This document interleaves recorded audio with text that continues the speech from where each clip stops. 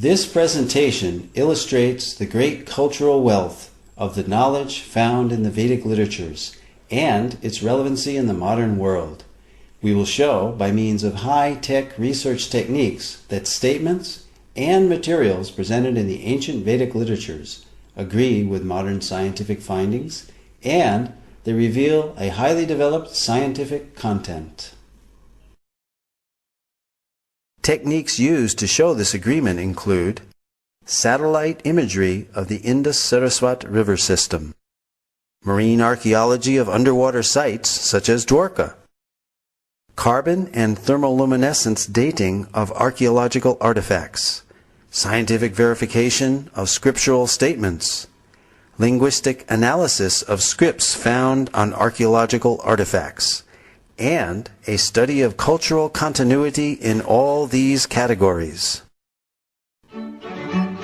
Early Indologists wished to control and convert the followers of Vedic culture. Therefore, they widely propagated that the Vedas were simply mythology. Max Mueller, perhaps the most well-known early Sanskritist and Indologist, although later in life he glorified the Vedas, initially wrote that the Vedas were worse than savage, and India must be conquered again by education. Its religion is doomed. Thomas Macaulay, who introduced English education into India, wanted to make the residents into a race that was Indian in blood and color, but English in taste, in opinion, in morals, and in intellect. However, the German philosopher Arthur Schopenhauer stated that the Sanskrit understanding of these Indologists was like that of young schoolboys. These early Indologists devised the Aryan invasion theory, denying India's Vedic past. They taught that the English educational system is superior.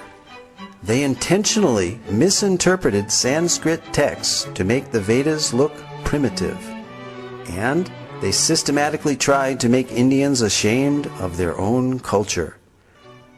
Thus, the actions of these Indologists seems to indicate that they were motivated by a racial bias. Innumerable archaeological findings and their analysis have recently brought the Aryan invasion theory into serious question. This theory is still taught as fact in many educational systems, despite much contrary evidence. The Aryan invasion theory is that the Vedic Aryans entered India between 1500 and 1200 BCE. They conquered the native Dravidian culture by virtue of their superiority due to their horses and iron weapons. They imported the Vedic culture and its literatures. This Aryan invasion theory, however, deprives the inhabitants of India of their Vedic heritage.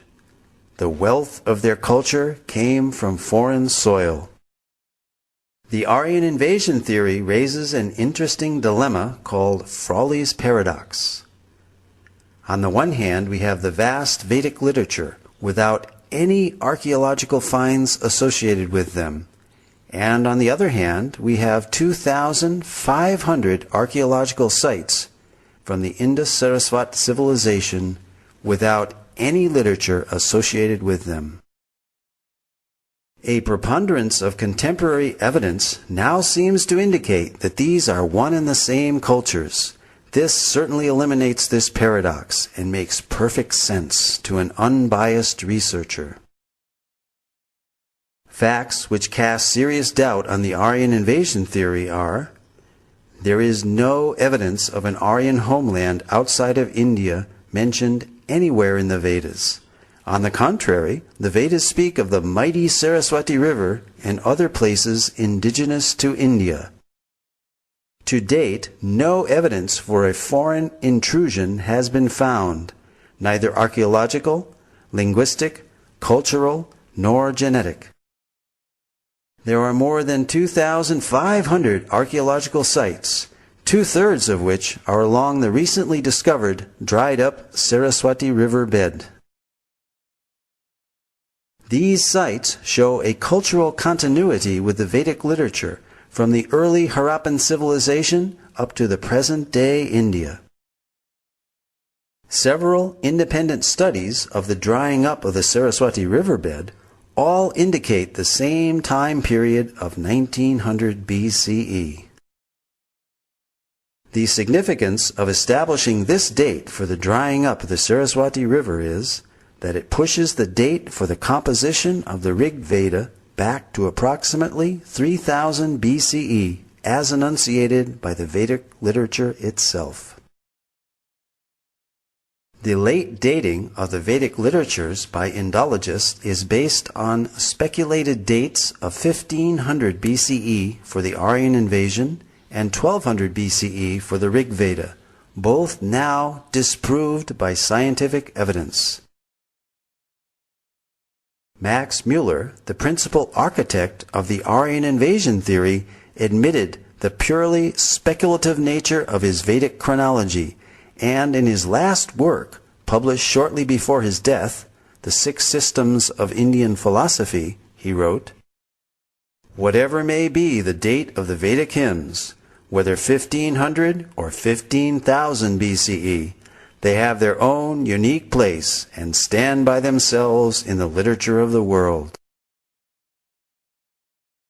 It can be scientifically proven that the Vedic culture is indigenous through archaeology, the study of cultural continuity, by linguistic analysis, and genetic research. For example, the language and symbolism found on the Harappan seals are very Vedic. We find on these seals the Om symbol, the leaf of the Asvata or holy banyan tree, as well as the swastika or sign of auspiciousness, mentioned throughout the Vedas. Om is mentioned in the Mundaka and Katha Upanishads, as well as the Bhagavad Gita. The holy Ashvata tree is mentioned in the Aitareya and Satapatha Brahmanas, as well as the Taittiriya Samhita and Katyayana Smriti.